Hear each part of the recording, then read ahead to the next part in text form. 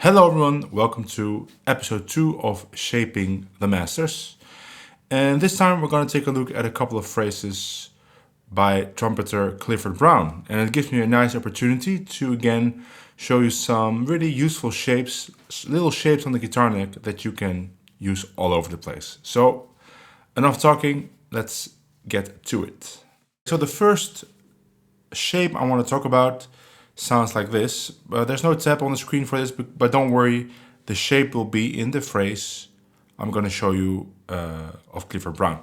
But I just want to show you first the little shape I'm talking about. I'm talking about a shape that sounds like this. 1, 2, 3, 4.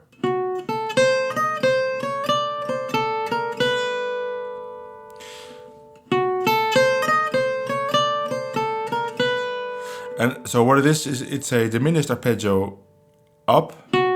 So this is D7, G7 to G, right? So we play a diminished arpeggio up from the F sharp, so the third of D, to the flat 9, to the E flat, and then we play. That's actually the most important thing.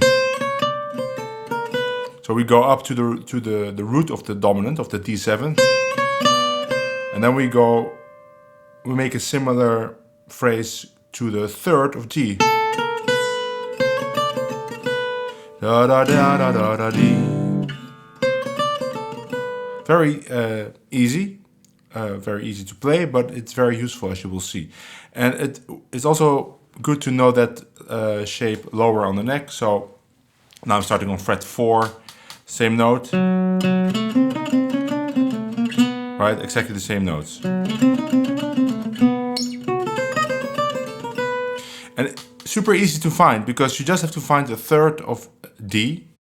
So lower on the neck, the root is right here, so the third is there. And you would start, assuming that you know the notes on the low E and A string, if you would start on the F sharp on the A string, and you would play a diminished arpeggio up, it's very easy to get into the shape. That by itself is a good phrase, of course. So now let's get to the Clifford Brown phrases where he uses this shape. So the first one sounds like this. 1, 2, 3, 4.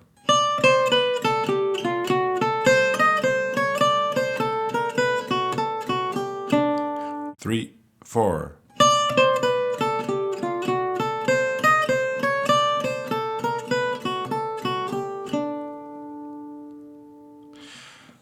Very easy to find. This phrase actually starts on the root of the dominant chord. So you can play it on the 2-5-1, let's say A minor, D7 to G, but you can just start on the A minor, even though this is a phrase for D7. But as I've said before, you can always kind of skip that A minor and just play D7 immediately. So the shape is right there. And then there's a little phrase right after it to end it. So you can, after the shape, you can go into any phrase you want that belongs over a G chord. Of course. Well, so how would you use this in a song? Let's say you're playing Lady Be Good, right? So G, C7, G. Right there you would play it. So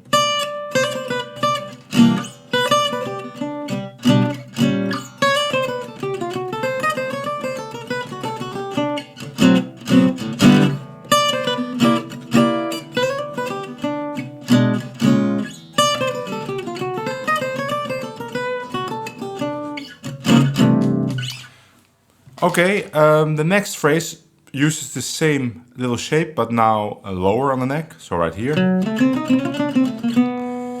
And before that, he plays this. 1, 2, 3, 4, 1.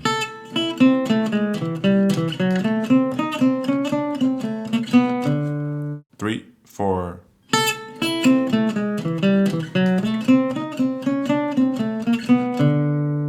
So it's in a different place of the bar. It doesn't really matter, it still works. You can pretty much always play this whenever you hit that F sharp. Maybe you're playing something else, or you're playing something like this. Right? It always fits. It's a great little bebop lick or shape to fit in there whenever you hit the third of the dominant. So this lick, same way, you play it the same place. So let's play Let It Be Good again.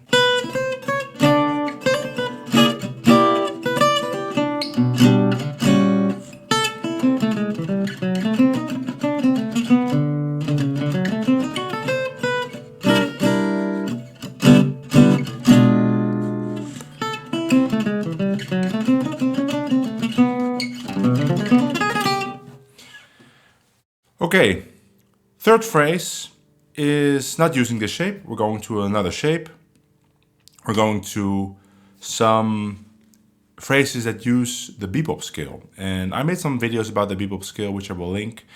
But very fast, I have 3 ways of playing the bebop scale. So we're talking about D7. I have a kind of unusual fingering that goes like this.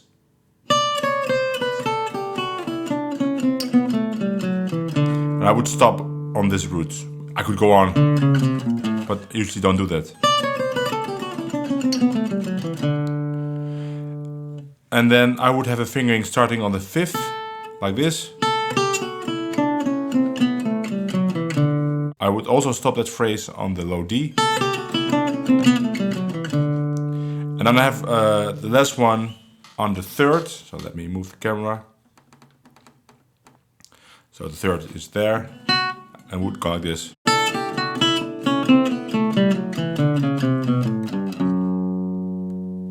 So all 3 in a row.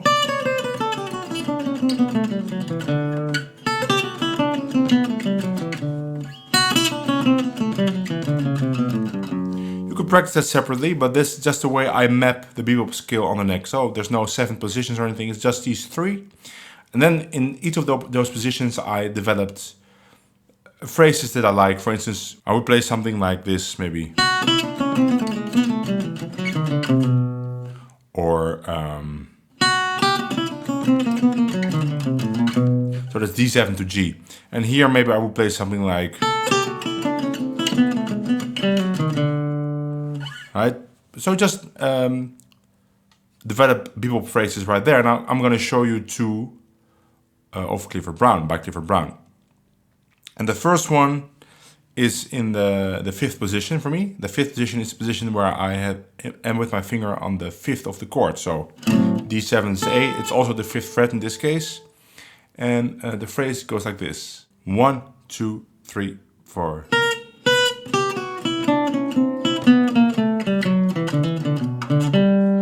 One, 2, 3, 4.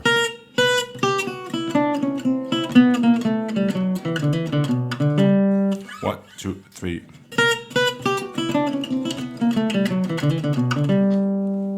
Right, you see this the shape that it is in, right? But he goes up, and then he adds a chromatic note in between these 2 fingers. And then there's this nice little phrase on G, which you could extend with the Parker phrase like this.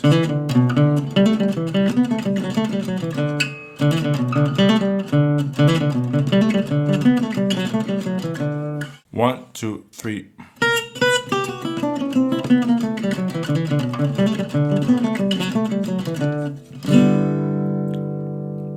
And my apologies for the sound on the high E string. These D strings are very old. I need to change them.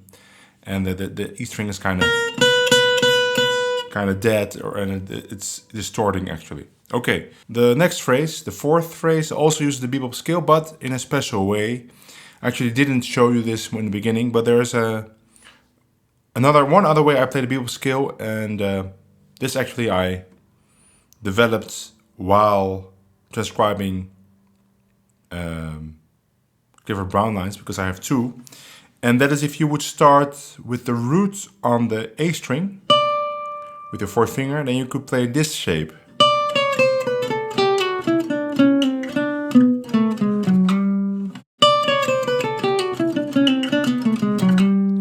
I really like it. Of course, you could just play a straight bebop scale down, but that move that feels very nice in the hand with all the slides. You could do that here.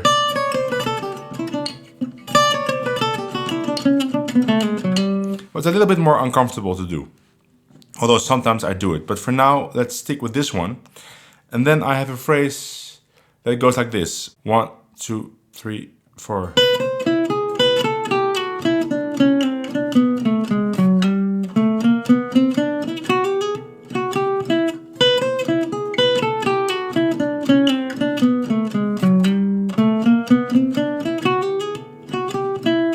A bit faster. 1, 2, 3.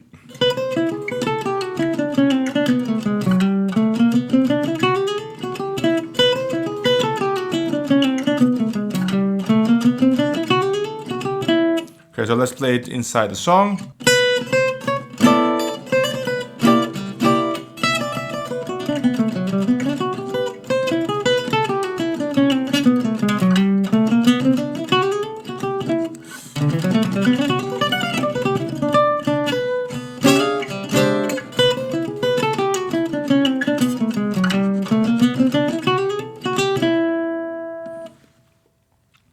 Very cool.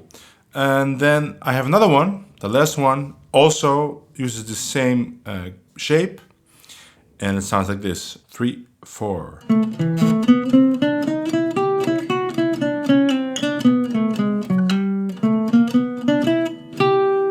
3, 4.